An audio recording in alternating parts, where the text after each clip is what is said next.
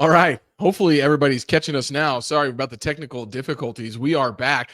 Tyler and I were just sitting here having our episode and our conversation, and I look up and the beautiful technology says go live. And I said, well, I'm pretty sure we are live. But you know what? F it. We're going live. We're doing it live. We're doing it live. If you haven't seen that clip, go back and look at it. It is wonderful. But Tyler is going to be our guest today. I'm going to not go back through everything that I talked about, other than say the fact that I'm visiting Tyler in Nashville next week. And Tyler, tell us, why am I coming to Nashville, man? That is exactly right. So, first of all, excited to be here because, like I said, I have been, you have been on my show, I don't know, probably no fewer than 70 times. Yep. And it's always nice to return the favor. But hey, 30 days from now, you and I are having a mastermind get together. You and I run the brokers mastermind together. I've got the accelerator mastermind. We decided, hey, we want to run a really badass deal analysis workshop, 2 days, 2.5 days, technically. Let's combine both groups together. We've got over 50 people registered for it. It's going to be a lot of fun. So excited to host everybody here in Nashville. But Logan, as far as what we're seeing in Nashville, Nashville has been top 5 city for the Urban Land Institute for the last few years. For 3 years in a row, Nashville was number 1 on the Urban Land Institute's list of cities to watch. We just fell this past year. But hey, we're still in the top 5. We're still doing really hot. It's hard to maintain that number 1 spot. Nashville's still doing very well. It's really interesting. We're so insulated here. We're kind of in our own bubble. We were one of the last to enter the Great Recession. We were one of the first to come out of the Great Recession. We have a very well-balanced group of industries here that keep us from experiencing a recession too heavily. And sorry to say the R word. I don't know that we're necessarily in a recession right now. I know some people are feeling like maybe we are, maybe we're headed towards one, maybe we're not. But you know what? It's never a bad thing to approach real estate as if you might be, right? Because those are good investment principles to live by regardless. So, look, Nashville's doing great. I'm in a 30,000 square foot office building that I bought in 2019, 40% occupied. So 60% vacant. It's 100% occupied today. It's doing very well. But 10 minutes down the road in downtown Nashville, there's buildings that are several 100,000 square feet that are completely vacant. So, it really is kind of hit or miss. Depends on specifically what you're looking at. Yeah, most definitely. Well, what we're going to try to do today is help you guys to remember the future. Look, we're a month and a half into Q2 of 2025. Q1 was a wild ride, okay? There was so much that happened in Q1, but we're going to try to bring you some data and some facts for you to go and look at. If you haven't checked this out, this is our Q1 2025 CRE market analysis, national in Kansas City. I'm going to let Tyler kind of ping in here on some Nashville things. We like to call it Nash KC, all right? Nash KC. We're trying to bring these two cities together. It's two of my favorite cities in the country for sure. I always say, if I wasn't a Kansas City guy, I'd likely be in Nashville or somewhere, maybe in Texas, but it's a little hot in Texas. I like the seasons. I'm used to them. But I don't mind getting away from about November to March because, the weather is just not that great here in Kansas City. And, man, I'll tell you what, I love the sun, right? And it's a little warmer down there. I do like some mountains and some good land as well. And I know that Tyler is the same because he was on his heavy machinery yesterday clearing acreage that I can't wait to go see and just maybe even get on some of that machinery whenever we get down there. But let's talk about commercial real estate, okay? So what happened in Q1 of 2025, right? I mean, our sales volume rebounded. There was about $75 billion of total commercial real estate. The volume is up 27% year over year. And that's across almost every single major asset class, right? So that's a huge bump. And what's been leading the charge? Multifamily. We talk a lot. We talk down on a lot of multifamily, and not from the standpoint of we don't believe in the asset class. However, the financial structures that have been put in place to purchase a lot of multifamily real estate is not there to last. And we're seeing those cracks, right? But it was still king with $30 billion in sales. That's 7% year over year increase, right? So, stable cap rates and, at 5.7%, confidence is rising on the multifamily side. A lot of talk on office, right? It's surprisingly resilient, $10.1 billion traded in office. Values are rebounding slightly, about $181 per square foot. If you're interested in office, shameless plug, we'll be bringing a 48,000 square foot office building to market here in the next week or two in a coveted South Kansas City submarket. So please do reach out to us if you have a thesis on the office side. I was listening to a podcast from the guys who sold Industrious to CBRE. Industrious, they have a Nashville location, maybe multiple. They have a Kansas City location, and what they do is they're going to go into an office building, take a floor or two or three, have some common area space. And it's not really a WeWork because you don't just get to float around. It's tied to private offices. And it's a really interesting business model, to be honest with you.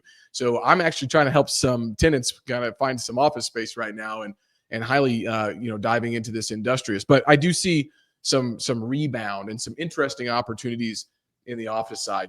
Industrial stayed pretty strong, right? I mean, net lease cap rate stayed at 7.2%. The secondary markets, which we're going to talk about today, Nashville, Kansas City, they're performing well. Retail stayed strong as well. We saw 105% surge in volume year over year. That's $7.1 billion. So, people are really pouring back into the retail, just from a capital market standpoint at whole, right? Private capital and 1031 exchange buyers are back. I'm personally working on 3 to 4 1031 exchange clients right now trying to find their replacement properties. What does that tell me? Well, that bid-ask spreads are starting to narrow, right? So there are some more realistic seller expectations. You can't just find them. You got to be out there hunting for them. But they have been out there, and deals are starting to pencil. Tyler, what are you seeing in regards to, the best asset classes or the most, attractive asset classes in Nashville? Is it still multifamily similar here, kind of chasing the national trends? I mean, look, multifamily in Nashville is always going to be a strong investment. It's going to have roller coaster moments, though. And I think that we're going through maybe a bit of a recovery on part of the roller coaster ride, right? Yeah. Multifamily went through a phase, especially in 2021, where when a lot of people were moving to Nashville, a bunch of developers, one, started building new construction, but two, started buying hotels and converting them into micro apartments. And we saw the market just get flooded in 22, 23, 24 with apartment units. And we had far more deliveries than our absorption rate could keep up with. And so, those guys were kind of bleeding out of their ears for a little bit. But I mean, the good news is Nashville is still a strong market. People are still moving to Nashville. So, when you look at deals like that, is it going to take you a little bit longer to lease them up? Sure. Are you going to have to give some rental concessions today? Sure. Is it going to be a strong asset in 3 years? Absolutely. Is it going to be an even stronger asset in 5? Of course. So I mean, if you're investing for the short term and expecting that everything's going to be rainbows and butterflies, I don't think it matters what asset class you're investing in, you're going to have problems.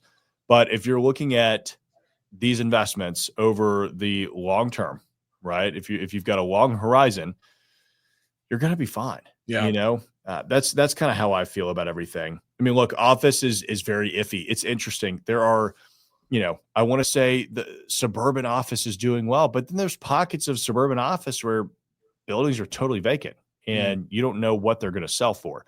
There's, office buildings in downtown Nashville that are selling for 1/10 of what they sold for 5-7 years ago. So, but then, again, we've got this case study of an office building that I'm sitting in right now that's 100% occupied and everybody's doing great. It's really neighborhood by neighborhood. I mean, my focus is, and probably always will be, more on the neighborhoods. I like to invest on a micro level. I understand that better.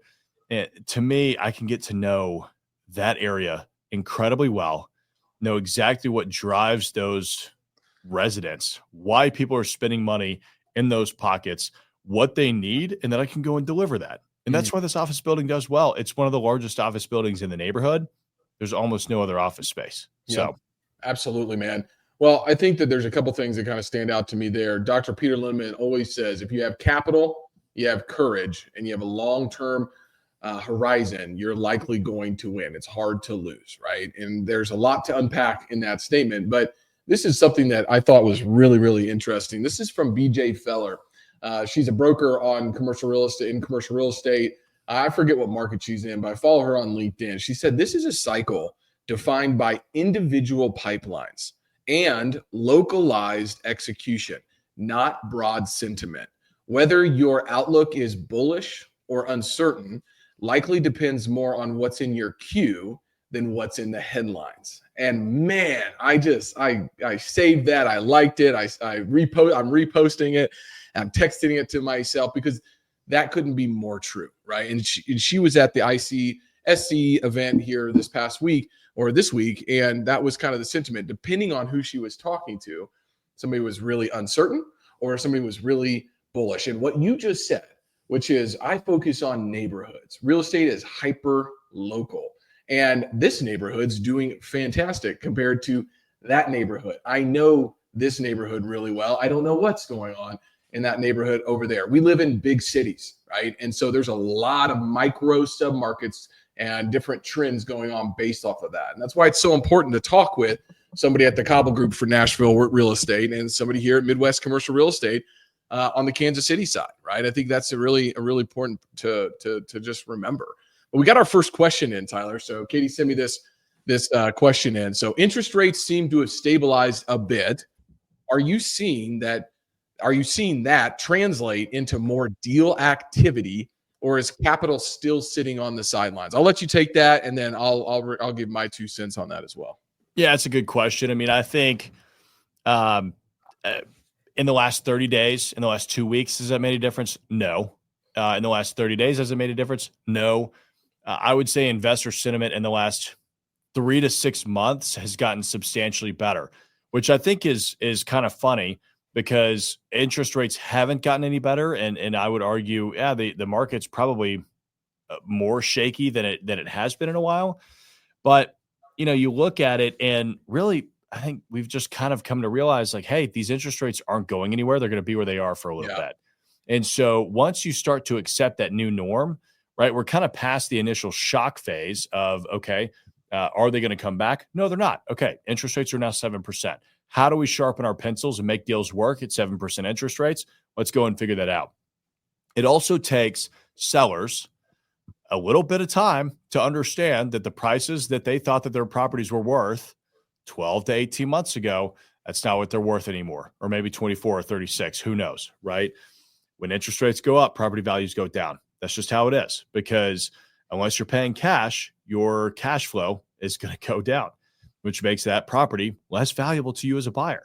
Right. And the market really determines the price. And so, I think we're getting to a point where, I don't necessarily think that sellers are desperate to sell. We're not seeing a lot of that yet, right? Keep in mind, we are 5 years out from the pandemic. Interest rates were negligible back then. You were basically being given free money at that point. Yep. But we're not seeing a lot of desperate sellers. We're not seeing foreclosures, which to me says, hey, there's a lot of capital on the sideline that's either scooping up these deals or coming in second position or first position or coming in as mezz debt. Who knows? Absolutely. Yeah. Well, that's good insight. I want to pop back to our slide on the multifamily side. So you can see here that rent growth nationally was modest at 1% year over year. Okay. That is because we had a huge number of deliveries in most major markets. All right. Well, Kansas City being what I'll call the outlier. All right. So Kansas City is leading the nation in year over year rent growth at 3.5%. So we're 250 basis points higher than the national average. That's obviously going to attract capital, right? And so they're saying, hey, there is a need for apartments in our city. So when you ask me, is there more deal activity? Yes, there's more deal activity, and capital is starting to flow in to specific locations. Now, Kansas City at large is not attracting all that capital. Certain submarkets inside of Kansas City in certain asset classes are. For example, the 1960s, the 1970s vintage multifamily product is out of favor with a lot of buyers. I mean, most of the folks I'm talking to, 1990s or newer, 50 plus units in a good submarket. Okay, well, there's only so many of those apartments. And so that is why we are starting to see a lot of developers kind of capitalize here, building new product type in Kansas City, which that brings a whole nother slew of challenges. And, with the capital markets with where they're at and the problems that they have trying to get their deals to make sense. I've been working on multiple multifamily developments with developers, and I see the pain. I see the pricing change on a daily basis because of tariffs or no tariffs or what the pricing is going to be. And that makes it really hard for you to make a $50 million decision when you don't know what the cost of your HVAC units are going to be, right? Like that's just one line item. Logan, I want to add to that too. I mean, last year was arguably one of the worst years that we've seen for commercial real estate in a long time, right? Transaction volume was down. Nobody was getting loans for new development, new construction. I mean, a lot of those deals were on pause. Still a 1% increase year over year. Yep. You know what I mean? Like, it's all relative. I think that people get we get into these scenarios where it's like 2021, 22, 23, or part of 23. We had like these massive upticks in value and appreciation, and you get spoiled to it, right? But like, hey, even Nashville in the Great Recession, at the bottom of the trough of the Great Recession, Nashville real estate still appreciated by 1% year over year. Yeah. So definitely. We got a couple other questions that I think are really valuable here and really good insights. Number one is, hey, which buyer profile is most active right now? Is it private investors? Is it institutional investors? Is it family offices? And, I would say, like, for me at least, I'm working on a lot of the private investor side. I don't really do a ton of work with institutions or family offices, but people are starting to reach out. In Kansas City. Nashville's probably a little bit different. That market's likely on a lot more of these institutional level, quality investments. But I am getting larger groups to reach out saying, hey, we are interested in evaluating Kansas City. And this would be either land buyers or this is developers looking for land to figure out what they're going to build and where they're going to build it. More and more of those conversations I'm having with groups that are large at scale and from a nationwide standpoint that are starting to kind of call me and start to have conversations, but they're really just kind of tipping their toe in the water. Really, most of the transactions that I'm seeing get done are with private investor groups, and whether that be a 1031 exchange or potentially a private equity group that is interested in continuing to expand their footprint. Family offices, they're always going to be active, but family offices, they don't really have to do anything. They don't have necessarily an investment mandate that they have capital that they have to outlay, right? So they're playing, I think, mostly on the debt side right now. This shadow lending secondary market on the debt side has been a big game. I mean, we've seen Oaktree get into it. Blackstone's obviously into it. A lot of these big companies are starting to kind of get into the debt side of the game and saying, hey, look, you need some real estate debt. We're not governed by the same, financial and or regulatory environments that your traditional banks are. And so we can come in and lend. Now, our interest rate is going to be quite a bit higher. Our provisions on taking that asset back are going to be a little bit higher. And, frankly, we have an asset management team and we can ingest that property pretty quickly. So you better make your payments. So anyways, that's where I'm seeing a lot of these family offices kind of play in, is this secondary debt market. Are you seeing similar things there in Nashville, or institutions really starting to pop off? Yeah, I mean, I think a lot of family offices right now are honestly, they're considering alternative assets to commercial real estate, which I think is interesting. If you've got a lot of cash, why aren't you looking at treasury bills? And that's one thing that we're having to sell against a lot right now, which I get. If you're able to get 4 or 5% on a T-bill, it's hard to say 6 or 7% on commercial real estate if you've actually got to be involved and you've got to take a little bit of risk. And family offices are very risk averse. They say, well, I could buy a T-bill for 5% and do nothing. Yeah. Well, okay, I get that. So, oftentimes it comes down to the education, comes down to the risk appetite. We don't deal a lot with institutional capital. I deal a lot with, consulting the family offices on basically portfolio construction, how to really structure what their portfolio is going to look like in order to, one, maintain the stability of what they've got going on, but two, keep the cash flow coming in so they can whole live off of it, right? Yep. And so depending on the market cycles, they have very different needs. But largely, it's mostly private investors that we work with, especially. And so a lot of the transactions that we're seeing right now are all across the board. I mean, I think you'd be surprised. It has nothing to do with it. I mean, I'm not a big multifamily guy. I really haven't been since probably 2018. So we don't really do a lot of those transactions. I get calls on it still. So, I send that out to, we've got Jake Clark is in the Brokers Mastermind here in Nashville. I send him all of our multifamily leads. Absolutely. And he's already gotten 2 of them closed, which is pretty great. So he's still closing deals. We do a lot of industrial, office retail. We're not closing a lot of office, but Emily, one of my brokers, is working with a 15,000 square foot office user right now that's looking to buy. So it's like, people are still out there doing transactions, whether the world, is in a recession or not, people still want their business to be somewhere. So there are still transactions that have to happen. Yeah, most definitely. Another great question coming in. Hey, are there any property types that are bucking the national absorption and vacancy trends, either outperforming or lagging? Well, I can tell you this is a graph from the different, the 4 main food groups in Kansas City specifically, right? So if we look at the big, slice of the pie here, that's going to be office at 18.6%. That's the number one, asset class in regards to a vacancy standpoint. Industrial in Kansas City, 4.3%, right? So that's very strong. Check this out though.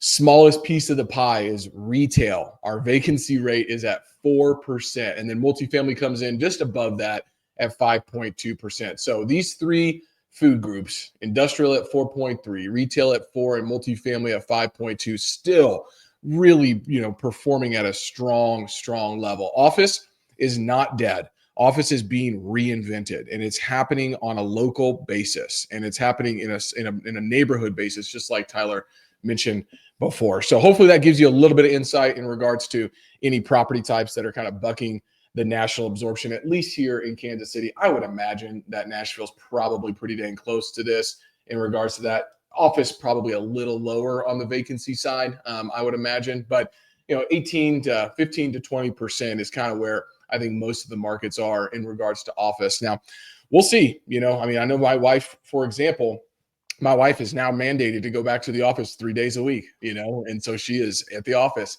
3 days a week. Well, that is the largest marketing and advertising holding company, WPP, in the world, not just the country, in the world. They own, they own Ogilvy in New York City. They own all of these marketing and advertising. That was a company-wide mandate that you come back to the office 3 days out of the week. Look, they do work that is really important to be collaborative next to each other. It's creative. It's copywriting. It's, and she's holed up on Teams calls all day long at home. And it's really easy when she goes to the office to be able to get stuff done and not have to jump on a Microsoft Teams call. So I think that works for some of those industries. For Tyler and myself, look, we're out in the field on a regular basis. We're out looking at properties, touring properties, meeting with people. We don't necessarily need to be in the office on a regular basis. The brokers that I work with, they're here once a week. They're flexible, right? And so every user is going to have a little bit of a different need there. Thoughts on that? Well, I was just going to say, look, even with that, I'm in a 1,600 square foot office suite right now because I need a studio space. I have to have a space for me to be able to go and record and have it all set up at all times, have it be quiet so that I can come in and record a couple days a week, right? I'm not going to set this up in my house because I'm just not going to get the quality of internet there. I'm not going to get the quiet. Some people might, right? I get that, whatever.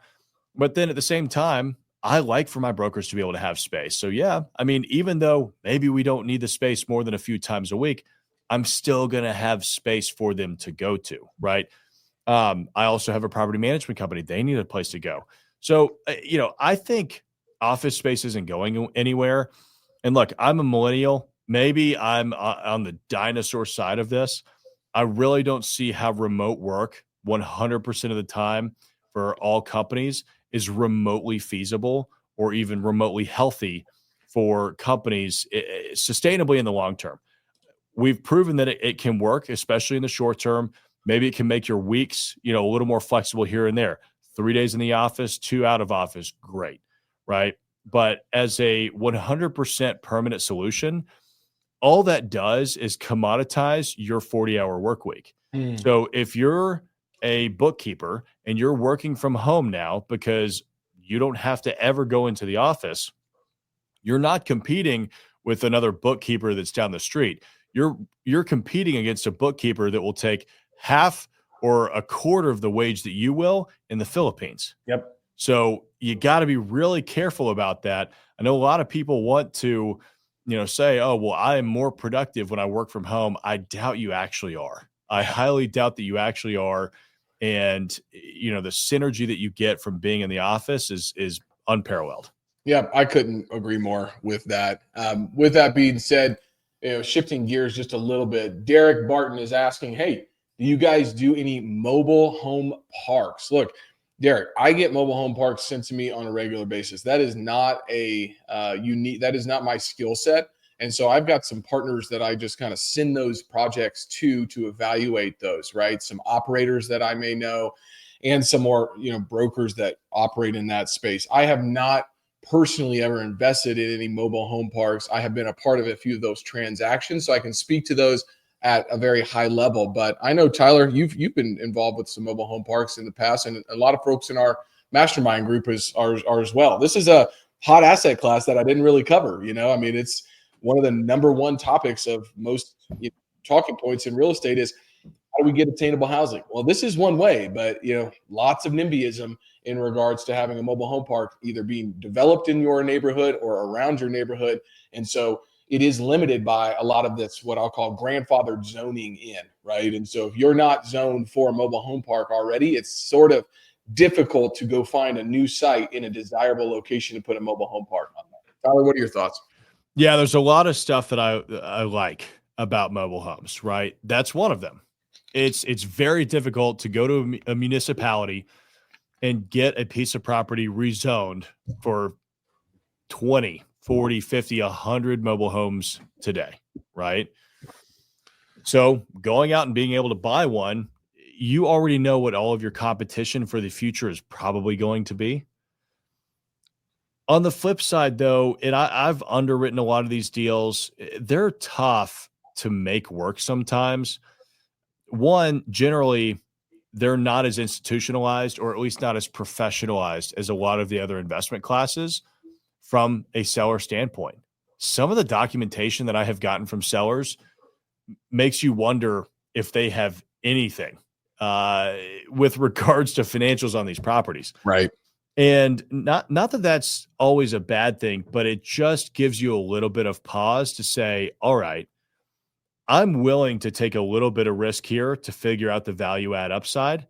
Am I willing to take the risk that what the seller is telling me isn't necessarily true with regards to how much income is coming in on a mobile home park, right? And so that's where I start to shy away. And for those reasons, I haven't bought one. Yes, they can have some pretty attractive cap rates, but this is what I tell our students all the time. If that seller could get anything lower on a cap rate basis for that property, they would be. There's no reason they can't. That's exactly right. That's well said, Derek. On the other flip side, I would say what I have been starting to see is kind of workarounds. And what I mean by that is I'm looking out of my office window right now at a storage container. And there are manufacturers. There's a manufacturer of homes out of storage containers an hour south of Kansas City in Butler, Missouri, that can deliver you a 3-bedroom, 2-bath home for $199,000 that you set and stitch on site. You put some aesthetics on the outside of it, and it looks incredible. And it is wild. So you pair that with modular construction. And if modular construction can really start to bring price points down and the deliverability of those, and general contractors really start to figure out how to set and stitch these on site, I think that could be the conclusion to that. So mobile home parks, I don't think are going anywhere. I think developers and builders are figuring out creative ways through storage containers, which is a true home that you set and stitch, or modular construction to try to bring price points down. And I'm really excited about that part of our industry, because you think about, 3D homes being built, and these homes that could be potentially built on site for a very reasonable price. You may be able to get that zoned. So as long as the architectural design looks similar to the homes in the area, and you don't have really a mobile home park necessarily, but you may have a subdivision of 30, 40 homes that were set and stitched through storage containers in a subdivision that you can get passed by a planning and zoning commission. So keep your eyes on that trend. I think that's a really interesting one. Okay, well, look, I mean, we want to keep this pretty short. However, we've got some conclusions. Let me get this up on the screen for you guys so you can review this. But I want to just kind of wrap this up, because we got 5 or 6 more questions that I definitely want to get to. But my top 3 insights from Q1 of 2025 is that commercial real estate is rebounding. Cap rates have somewhat stabilized. Transaction volume is fundamental, and it is up, right? Secondary markets like Kansas City, like Nashville, are outperforming different markets. Why? Well, supply and demand and affordability. Private capital is driving the momentum, at least in my market, and institutions are still slow to re-enter. I think they're trying to figure out their balance sheets, figure out their investment mandates, and they're pouring a lot of money into that shadow capital, shadow lending side of the business. My projections for 2025, I think volume is going to continue to climb as that bid-ask spread continues to narrow, right? There's continued resilience in certain pockets of multifamily. We've already shown you the resilience in industrial and in the retail side of things. Obviously, office is reinventing itself. It's figuring itself out, right? People are starting to go back to the office. You're not going to be at home. I'm just going to say it right now. I don't think you're going to be at home working 5 days a week anymore. I think businesses are starting to tighten up and saying, no, you can't go get your nails done and take a Teams meeting at 12 o'clock or at 1 o'clock in the afternoon. I need you here so I can manage my workforce, right? And so I think those are things that you should think about. And I think 2025 has a positive outlook. Anything you would add to that, Tyler, before we get to some more of these questions, because they're just rolling in, man. Yeah, man. The only thing that I would add to that you didn't cover is pay attention to tertiary markets. You said secondary is starting to perform incredibly well. One thing that I'm getting more and more curious about, and we used to stay away from this, right? You used to be like, oh, tertiary markets, who knows what's going on there? It's kind of scary. They're small. There's a lot of risk. I think to a certain, of course, is Chattanooga, Tennessee going to be riskier than New York City? Yeah, obviously. But come on. The opportunities that you're going to find in a market like a Chattanooga, in a market like Birmingham or Huntsville or Louisville, some of these smaller markets are really, really interesting to me. I mean, take Chattanooga, for example, and I'm using that obviously because it's 2 hours away from me. I own some properties out there, and I just know it really well because we're investing in it.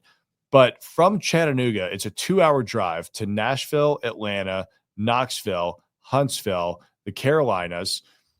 It's growing rapidly. It's a great little town. It's got the best internet in the country. So, things like that. It's like, okay, well, I mean, if we are going to move, if you're sitting there going, no, office is dead, we're 100% moving to a remote work environment. Well, Chattanooga is going to crush it because the tax advantage of living in Tennessee with no state income tax and the outdoors and the best internet in the world, little towns like that are going to blow up and crush it. So pay attention to tertiary markets. I think there's something to learn. And look, as a smaller investor, sub $5 million on the investment side, way more approachable. Absolutely. That's really well said. I always tell people that you can get to 80% of the continental US from Kansas City in a 2-day drive. All right. So that is why it's a logistical hub in the United States. It's middle America. We've got rail, we've got trucks, we've got agriculture, similar to Nashville. We got a lot of land to deal with, and it's where just stuff moves through. It keeps the country moving, right? And so I love markets like that, like Chattanooga. I have a lot of submarkets just in an hour or 2 hours, drive from Kansas City that I do a lot of business in. Think about Wichita or Topeka, Kansas. On the other side, you got Columbia, Missouri, right? So there's a lot of different markets like that. Jake Zinn, my man Jake, is saying that's wild. I think he was talking about, probably the the content around the homes and storage containers and the modular. It's definitely something to keep your eye on. Jake. Randy comes in and says, hey, I have to disagree. Hey, we love that, Randy. Let's talk about it, right? Mobile home parks, which have mostly tenant demand or owned homes, can create a situation where each owner is incentivized by owning their own trailer and still save money in comparison to the alternatives. Tiny homes offer savings, but older people have too much stuff to consider those as a solution. Hey, I appreciate that, Randy. I don't think that what I was presenting as a solution to all of the different components, but I'll tell you that I am working on a subdivision here in Kansas City, in a really, really great submarket where everybody wants to live. And it is really difficult, and it's for sale, right? This is not for rent product. I am trying to bring for sale product for the first-time home buyer. I have to realize as a developer that I can't solve for the fact that once that person buys that home and they resell it in a year or 2 years for $300,000 more, I can't solve that, right? I can only solve for that entry-level home price. So I understand it was very clear, Randy. I get that component of that, and it doesn't fit for everyone, but I do think there's going to be alternative solutions that people can own a home if it's attainable. And I'm talking about $300,000 to $400,000 here in very good submarkets in Kansas City. I'm not talking about bad school districts or crime areas. This would be, in coveted areas. If I can deliver a 1,600 square foot, 3-bed, 2-bath home for $300,000 in that area, one, I know they're going to fly off the shelf. But two, I know that's going to create some opportunities. And my hope is to be able to not only just do that once, but replicate that process and actually figure out how to work with municipalities to say, hey, we need to joint venture on how we get the infrastructure put in place so that we can keep these homes attainable for those folks. But I appreciate that, Randy, very much. I appreciate you disagreeing. Tyler, any thoughts on that? I'll bring it back up just so you can see what he was talking about here. No, I mean, look, the only thing that I have to say is, isn't it crazy that nowadays 300 to 400,000 is attainable? Because it is, right? Like, I remember when I first got started I remember back in my day, homes in Nashville, the median price was like $225,000 to $250,000, right? And that was only like 10 years ago. That was 12 years ago. And the median house in Nashville now is over $550,000. It has doubled since I got into real estate. Isn't that crazy? Like, just in the last barely over 10 years, the median home price alone has doubled. Yeah. Good for thought. There was a stat the other day that the median age of a home buyer used to be 28 years old. Do you know what it is now, Tyler? Yeah, probably 47. It's 40 years old. Is it really? Wow. Years old. And that is a 10-year difference. 10 years ago, the first home buyer age was 28 years old. Now it is 40. So absolutely understand. Randy kind of followed up, said, hey, the standard in my area is about $100,000 per bedroom. Yep. I mean, I think that's a good marker to put that at. And that prices so many folks out, right? I mean, it absolutely does. We need to do something about it. It is going to happen on a localized level. It takes the work with municipalities and with the developers to understand that we don't just need more rentals. We need to get housing in people's hands that they can own for a period of time. I will give my home state, Missouri, some really good credit in regards to helping people out with that. They have a first-time home buyer credit that you don't have to bring any money down to buy your first home. And I think that is a phenomenal, tool for folks to be able to get in there, because that down payment does keep a lot of people out of the industry. And there are some staggering statistics in regards to folks who own homes versus they rent their whole lives, and the actual net worth of those individuals.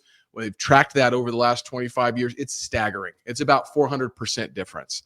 And I am here to say, and I've said this multiple times, that I believe, and my belief, I know Tyler shares this sentiment, is that you should be able to have a safe place to live that you can afford. If you are a police officer, if you are a teacher, if you are a manufacturer worker, if you are somebody who is keeping the American dream and moving, so we can sit here and talk about those things, right? Like you are out there doing that work, you deserve an opportunity to live in a safe place and own a piece of a home and be able to build some net worth for yourself. So anyways, I'm getting the goosebumps just talking about it. It's something I'm very passionate about, and hopefully other people can kind of hear that and figure out how to work with their local governments and their planning and zoning commissions. It takes a lot of meetings. It takes a lot of time. It takes a lot of work to kind of get this created. But I have a big passion on figuring out how to create task forces across the United States that have these initiatives, and they're going out and having those conversations with those municipalities. But we're here talking about just, commercial real estate transactions and volumes here, not necessarily solving the world's problem in regards to attainable housing. But we probably got time for a few more of these questions. This is a great one. It said, hey, how are you sourcing your best deals right now? Well, I appreciate that. And I'm going to give my 2 cents. First and foremost, I have to anchor with realistic expectations. Any conversation that I have, I know you may have John down the street who said your property is worth this, or your Z estimate says that, or Bob sold his property for this, but each deal is specific. Each deal. And so I do not give any pricing guarantees or averages or anything until I start to understand that specific property. I'm looking at properties like products, okay? Like products. Like that's what we have to look at. When was it built? What benefits does it have? What features does it have? Does it need to be upgraded? Does it need a software upgrade, right? It's a product. And so your product that you own is different than John's down the street or Carol's down the street or Karen's down the street that they own, because they may have done something different to that product, right? So that is very important to keep in mind. So the way that I'm sourcing the best deals is filtering out with realistic expectations as soon as I possibly can in the conversation. If it's not in the ballpark, I just gracefully say, you know what? I understand that you believe that there's a value here that the market isn't going to. You may just need to hold on to your property for a little bit longer, put them back in the queue, keep reaching out, keep making contact. But that's my number one tip right now, is try to get some realistic expectations based off of market data that has recently traded. We are in a rapidly evolving market where prices that were 3 months ago, 6 months ago, 9 months ago, they are changing. The data doesn't show up until May 22nd in Q2. We get to look at what happened in Q1, right? And so we have a lagging industry. So you need real-time data that is informing your decisions. That's how I'll put that, and just leave it for you, Tyler. I mean, I think you well covered it, man. I mean, look, the best way to find deals today is to just scream it from the rooftops. Let everybody know what you're looking for and go out there and hunt it down. I mean, look, I'm a big believer in making sure that you've got fishing lines everywhere, right? And you've heard me use this metaphor before. But look, we as especially if you come from a sales background, you're so used to hunting, right? And I love hunting. Don't get me wrong. But when you go out and you hunt, what happens if you don't see anything that day? There's nothing for you to come back home to. That's You're right. going to be hungry. What I like to do is set up a whole bunch of fishing lines and then go hunting. That way, when I come back, hopefully I've got something on the fishing line. And all of my different fishing lines can be something else, right? One could be an Instagram post. One could be a LinkedIn post. One could be a YouTube video. One could be a blog post. One could be an email. One could be a text, whatever it is, right? There's so many different ways for me to come back and find other deals. I mean, I bought a $1.8 million 9-story office tower in downtown Chattanooga off of an Instagram post, because I just said I was going to Chattanooga and wanted to buy something. Yeah. That was off market. All right. I bought a $435,000 retail building that I flipped for $650,000 after signing a lease off of a letter that I sent during the pandemic. Yep. There's so many different ways. And of course, I've bought stuff off of LoopNet that everybody was looking at like, that's not worth anything, because they were looking at it as a car wash and I was looking at it as a restaurant, right? Well, yeah, obviously that's kind of a ridiculous example, but how can you look at something that's on the market and completely reframe it in a different way that nobody else is thinking of? Because then something that seems overpriced might actually be a pretty damn good deal. Oh, yeah. That's how to look at it. Absolutely. Another example would be change of use or change of zoning. I mean, it is, if you want to go back, go find some information about Ricardo's law of economic rent. Look, the value of land is not necessarily derived from what the capital or effort that's been put into it. It's derived from the scarcity and from its production capacity. And so if infrastructure like sewers goes down a street next to farmland, that farmland just went from 50 cents per square foot to $1.50 to $2 per square foot because sewers are now there and something can be built on there. So keep that in mind as you're looking at deals. We've got one last question. I got to show it. Hey, this is single family homes are struggling hard right outside of Austin, Texas. Some homes have been taking over $150,000 price cut and they're still sitting on the market. Do we have any insights on why this market is different compared to the rest of the United States? Well, LinkedIn user, I would say yes. Go read Am I Being Too Subtle by Sam Zell. It will tell you exactly what has happened outside of Austin, Texas, outside of Phoenix, Arizona, some parts of the Southeast, right? There are certain areas, well, when I say Southeast, I mean Florida, basically, that there was a number of, thousands of units that came on the market. Well, what happened at that same time? Well, interest rates have stayed above 7%. Every single basis point on an interest rate prices out another 10,000 people on the way that they can buy that deal. So if the interest rate goes from 7 to 7.1%, there goes 10,000 people. They can't get the house. I would imagine what happened in Austin is similar to what happened in Florida. Developers saw big trends. People are moving here. Let's go buy land. Debt is cheap right now. It takes 2 to 3 years to get those deals done. They all came online, and now everybody else is priced out of the market because we went through the fastest rate hike in history from basically free money to 7%, and that priced out a lot of the individuals that could buy that. So that would be my 2 cents on why that's sitting on there. And we are not just commercial real estate guys. We know the residential market because one thing I always say is where rooftops grow, commerce flows, my friend. All right. Anyways, thank you guys so much for all of the questions.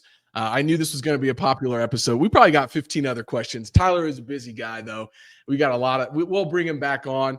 Make sure if you do have other questions, send them to myself, send them to Tyler, Sophia on his team, Katie on my team. We'll get your questions answered. We'll make a LinkedIn post about it. We'll make a YouTube video about it, or maybe we'll cover it on Tyler's Investors Roundtable, which we do every 2 weeks on his show, and we stream that live as well. So make sure to check out and follow Tyler on social media. Tyler, where can people get in touch with you if they want to learn more about Nashville, Chattanooga, adaptive reuse projects? Because there was a question specifically detailed for you here. I want to hear about adaptive reuse. Where can they reach out to you at, man? Yeah, best thing to do is to send me a carrier pigeon at 123 Main Street. No, look, YouTube is by far the best, by far. So at Tyler Cauble, just go out there. We've got like over 600 videos on commercial real estate. Yes. If you're watching this on LinkedIn, connect with me. Happy to connect. Every now and then, I tend to hop on LinkedIn occasionally, not nearly as much as Logan, but on once in a blue moon, and I'll share something. So. Please. Just go look at the content Tyler, myself, other people have put out. I get a lot of people reaching out. I know Tyler does way more than me. Hey, can you talk to me about X or Y or Z? And I would just go to his LinkedIn page and search a video on that. And I guarantee he's got a highly produced, beautiful video talking exactly about that one topic. Go watch that piece of content. Then say, hey, I watched this. Here's 3 questions that I had that I wanted to talk through, or something along those lines, right? There's a lot of people out there that just want to blanket reach out. That's fine, but if you go watch some of the content that Tyler's put out, that I've put out, we've got over 20 of these episodes now live on LinkedIn. It's all free. Go get informed, right? Go get informed, see what we're talking about, see the content that we're putting out. Then maybe reach out and say, hey, look, I watched this, and this is what's gotten me to get on a phone call, Tyler. I'm sorry. I know we got to go, but somebody said, Logan, I watched that LinkedIn live at minute 21:37. You said this, and I had a follow-up question. I answered that, right? But the 15 other DMs in my LinkedIn, because I'm not on YouTube like Tyler is, but on LinkedIn, it was, I'd like to pick your brain about commercial real estate.